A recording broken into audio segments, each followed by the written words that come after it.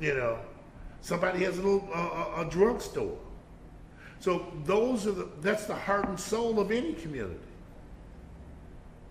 So that's why we say what we do. You know, clearly we want to have as many members as we can in my union, but beyond that, we have to have a real infrastructure in this country, because if you don't build a value-added product, you can't have a world-class nation.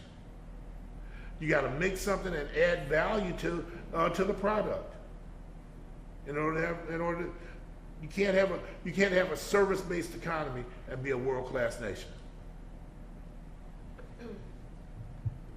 I'm sorry, I have a question. I'm sorry, I came really late and I'm new to all this. Oh, I'm really we're not, all I'm new not to even it. know the premise yet. So, but anyway, I'm sorry. So these wind turbines, are they assembled in Spain, assembled here? and They're shipped? assembled here. They're assembled here. They're manufactured here. The technology and the company is a Spanish company. I would say, what was the incentive for Spain to do it here and have them shipped over there? Because a couple of reasons. The market is growing here. You know, when you look at the opportunity to market their product, Yeah. it was an opportunity for them to make money. This is wide open market. There are no windmills in America. Well, not many. Not many, but I mean compared to Spain, this Yeah. is wide open. But it must have been market cheaper for them. manufacturing in a sense. It's not just marketing for them. I mean, it must have been cheaper for them to have it manufactured here. Very and much then- so. They wouldn't do it if they weren't making money. Absolutely. So Yeah. I'm saying, why are we why are we that more productive? Is steel that cheaper? I'm just curious. Why? I mean, that's just business. The market's here.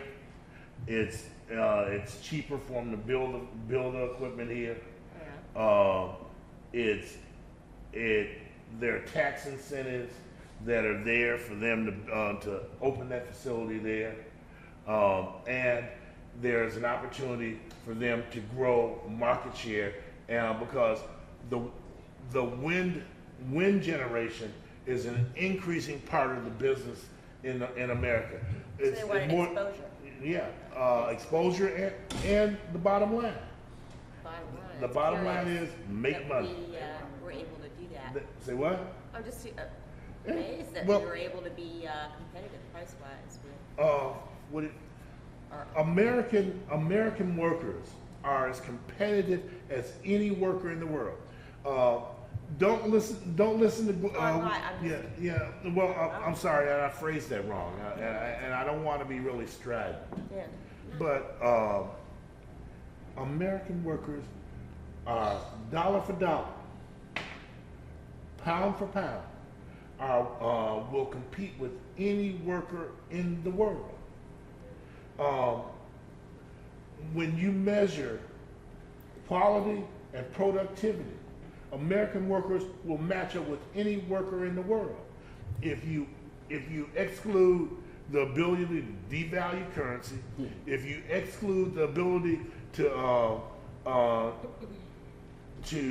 avoid environmental regulations and human rights issues, American workers can compete with any worker in the world. All we want is a level playing field, and we'll compete. Any others?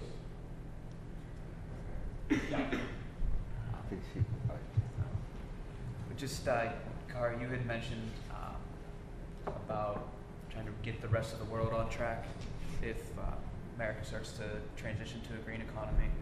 I know that there is some, at least dialogue going on in Congress regarding the American Clean Energy and Security Act about including sort of standards on anything that is imported to the United States regarding how it's built and just the standards on the production of it. Yeah. And I just wanted to mention that. And you had talked about opening up different markets if we start to transition. I mean, there's just, for example, you were talking about the serious materials. There's a lot of companies that are saying they have green products or they're doing green things when They really aren't.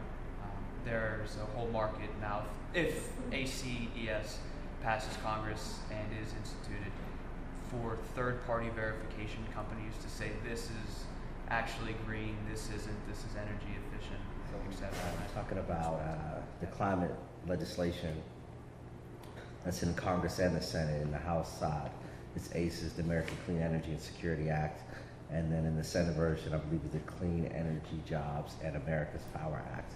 And essentially, they both, would have a significant impact on our economy and really be, the official initial step at, making that really would be like a 30 to 40 year transition, 50-year transition from, the current economy to a much more clean energy economy.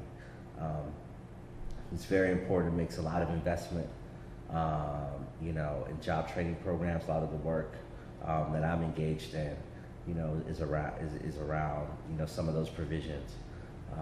Whether it's the Green Construction Careers provision, which would give the Secretary of Labor and the Secretary of Environmental Protection extra jurisdiction around projects that are funded by the Clean Energy Act, construction projects that would give access and pipelines to apprenticeship programs and jobs in the building trades for folks who traditionally haven't been engaged in those vocations and occupations, as well as funding for the Green Jobs Act that would, to the tune of about $900 million, invest in training programs, as well as economic development projects. But the provision that you speak of is around the tariffs, which is in many ways a controversial aspect of the bill.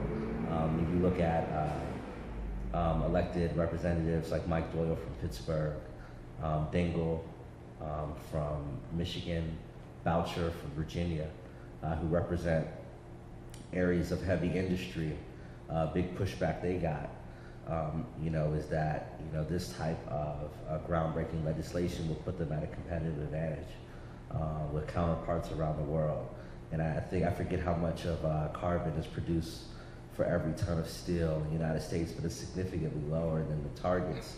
The new targets would be significantly lower than what's going on currently in other countries. So the idea is to balance that playing field. They would have to pay, a tariff, essentially a tax, to do business here if, for when they make a ton of steel, if it produced as much carbon as it produces above what it takes, what American companies would be held to, then there would be a tariff, which really would then, really level the playing field so that, they wouldn't have that competitive advantage. It was an important part of the bill that a lot of environmentalists weren't happy about, a lot of folks that I was working with.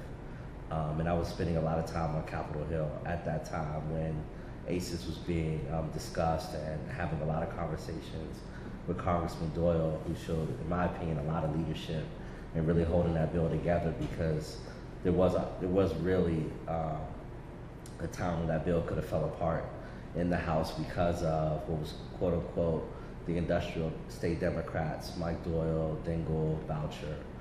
There was about 4 or 5 other ones who, come from, places where there's refineries, Texas, Louisiana, some other places, and they had a lot of pushback from their local constituencies, and it really took a lot of leadership, to hold people together. They had to make concessions that a lot of environmentalists didn't like, whether it was for coal and lowering the targets a little bit and having a longer transitional period to give them more time to do research and development and some of the technologies that they're pursuing, as well as just making the transition period as far, as sequestering and other things. So, it was a really unique, bill to have some experience working on in some of the conversations. Obviously, it's not done yet, and it was only like 7-vote majority in the House that it passed by, and there's definitely a number of Democratic senators, who have their concerns about it and concerns the industry. Agriculture has been pushing back on. Evan Bayh has been, someone who's raised concern about the bill.